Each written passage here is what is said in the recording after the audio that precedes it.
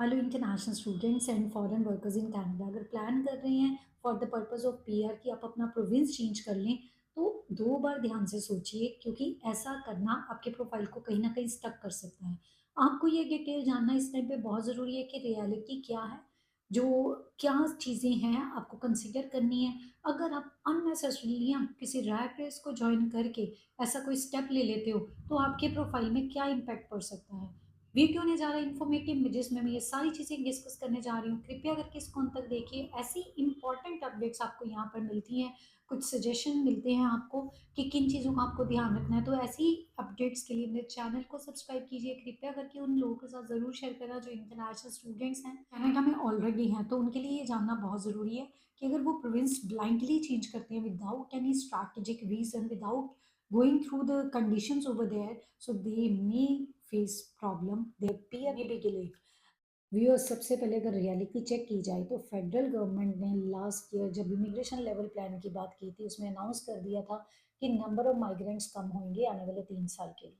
तो अगर opposition party भी आ गई आती है पावर में, उन्होंने तो पहले ही बता दिया, मैंने ऑलरेडी वीडियो बना के आपके साथ शेयर किया, तो ओवरऑल नंबर ऑफ माइग्रेंट्स कम होने जा रहे हैं। अब ध्यान से समझो, खत्म नहीं हो रही ये पॉलिसी, माइग्रेंट्स को बुलाने के लिए मना नहीं कर रहे, लेकिन उनका नंबर कम होने की बात पक्की है। तो आपको ध्यान रखना है, अगर आप पीएनपी पे फोकस करके अपना पीआर लेना चाहते हो, तो आपको काफ़ी चीज़ें ध्यान में रखनी है। सबसे पहले आपने ब्लाइंडली अपना जो प्रोविंस है उसको चेंज नहीं करना, क्योंकि इस टाइम पे हम उम्मीद कर सकते हैं कि जो पीएनपी है या प्रोविंसेस हैं, पीएनपी को लेके और ज़्यादा स्ट्रिक्ट मेजर्स ले सकते हैं।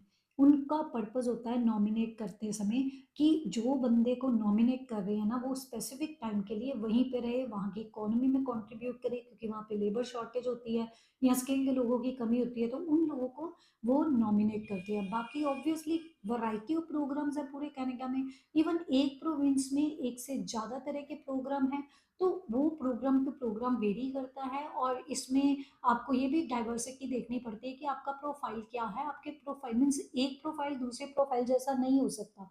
तो ये बड़ी चीज़ें आपने देखनी है, आपने अंधाधुंध प्रोविंस चेंज नहीं करना, क्योंकि अगर आप प्रोविंस चेंज करते हो, सो नंबर वन, आप बिना प्लानिंग के चेंज करते हो, वापस किसी और प्रोविंस में चले जाते हो, तो आपका वर्क एक्सपीरियंस कहीं ना कहीं हार्म हो सकता है। मीन्स उसमें कंटिन्यूटी नहीं रहेगी, वो ब्रेक हो जाएगा।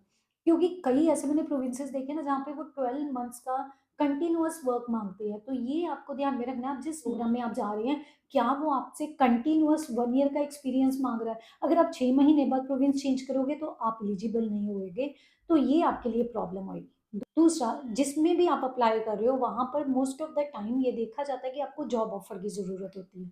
तो क्या एम्प्लॉयर्स आपको जॉब ऑफर दे रहे हैं, क्योंकि कई बार ऐसा देखा गया कि एम्प्लॉयर्स लोकल ग्रेजुएट या लोकल वर्कर्स को प्रेफर करते हैं, क्योंकि उनको उस सिस्टम से फेमिलियरिटी होती है। लेकिन अगर बाहर से किसी दूसरे प्रोविंस से कोई आता है, तो कई बार वो उस चीज़ के लिए रिलक्टेंट होते हैं, उनको प्रेफर नहीं करते। तो आपको ये भी चीज़ बहुत ज़्यादा ध्यान देनी है। तीसरा, आपको बाकी रिक्वायरमेंट्स चेक करनी होती हैं कि इस प्रोविंस में कितनी रिक्वायरमेंट्स किस प्रोग्राम को लेके हैं। न्यू ब्रंसविक, रिसेंटली एक स्टूडेंट ने पूछा कि उसके फ्रेंड्स न्यू ब्रंसविक चले गए हैं, तो वो भी जाना चाहते हैं। तो मैंने उनको बोला कि पहले आप चेक तो करो, ये ना हो कि न्यू ब्रंसविक की अगर बात करते हैं, सपोज वहां पर 1500 पीएनपी की नॉमिनेशन जानी है, तो आप लोग वहां पे 5000 हो जाते हो, तो ऑब्वियसली आपके लिए कंपटीशन बहुत ज्यादा मेजर प्रॉब्लम हो सकता है। और दूसरी बात, अगर आप वहां पे जाते हो, आपके लिए पीएनपी के द्वारा अप्लाई करना भी मुश्किल होएगा, अगर आपका स्किल उस प्रोविंस की रिक्वायरमेंट के साथ मैच नहीं करता। सपोज किसी प्रोविंस में इलेक्ट्रिशियन की ज़रूरत है, आपने प्लम्बिंग किया है, दोनों का मैच नहीं होता, तो डेफिनेटली प्रोविंस आपको नॉमिनेट क्यों करेगा। तो ये सारी चीज़ें आपको बहुत ज़्यादा ध्यान में रखनी है।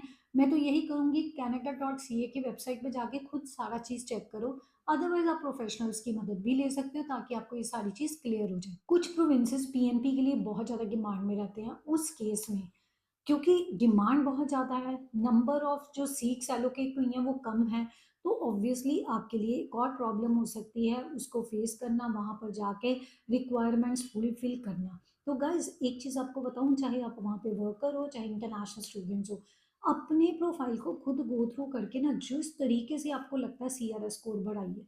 क्योंकि अगर पीएनपी के लिए आप एलिजिबल होते हैं, तो ऑब्वियसली आपके बल्ले-बल्ले 600 पॉइंट्स आपको मिल जाते हैं।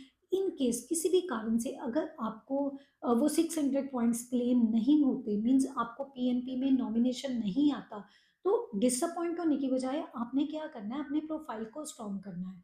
प्रोफाइल को कई तरीके से स्ट्रॉन्ग किया जा सकता है, मल्टीपल वेज आर देयर। ये आपको देखना है, कहीं पे एजुकेशन की ज़रूरत है, एजुकेशन ले लीजिए, कहीं पे वर्क की ज़रूरत है, वो वर्क एक्सपीरियंस ले लीजिए, कहीं पर कुछ ऐसे प्रोग्राम्स हैं जिसको करने के बाद आपके लिए नॉमिनेशन मिलना आसान हो जाता है, वो प्रोविंस में उस वर्कर की ज़रूरत होती है। वो कई बार 2 से 4 महीने के प्रोग्राम होते हैं, आप उसको भी कंसिडर कर सकते हैं। ये आपके लिए जानना बहुत ज़रूरी है। इसके अलावा गाइस, फ्रेंच सीखना चाहें तो सीख सकते हैं, क्योंकि इसके आपको पॉइंट्स मिल सकते हैं, क्योंकि आउटसाइड क्यूबेस कल गवर्नमेंट का प्लान है कि नॉमिनेशन हो, मीन्स एक्स्ट्रा सेंट्री में उनके भी रिजल्ट निकाले जाएं। तो डेफिनेटली कहीं फ्रेंच करके आपके पॉइंट्स, अगर सीआरएस स्कोर आपका बढ़ता है तो उसको ज़रूर कीजिए, ये बड़ी इंपॉर्टेंट चीज़ है। और आपको एक और इम्पॉर्टेंट चीज़ बताऊँ, कुछ पायलट प्रोग्राम्स टेम्पररीली होते हैं, कुछ तो परमानेंट प्रोग्राम्स हैं ही हैं, तो आप उनको भी कंसिडर कर सकते हो। अगर आप उस लोकेशन से पढ़े हो, फॉर्चुनेटली हो सकता है कि आप वहाँ पर जैसे आरसीआईपी हो गया, एफसीआईपी हो गया, तो इस तरीके के प्रोग्राम्स ऑलरेडी इसके ऊपर मैंने वीडियो बनाई है, आप इनको भी कंसिडर कर सकते हैं, आपके लिए काफ़ी फ़ायदेमंद होएगा। तो ये सारी इंपॉर्टेंट चीज़ें आपको कंसिडर करनी चाहिए, अदरवाइज आपका पीआर डिले हो सकता है, उस पर क्वेश्चन मार्क लग सकता है, फिर हम कहेंगे कि कनाडा में ये हो गया वो हो गया।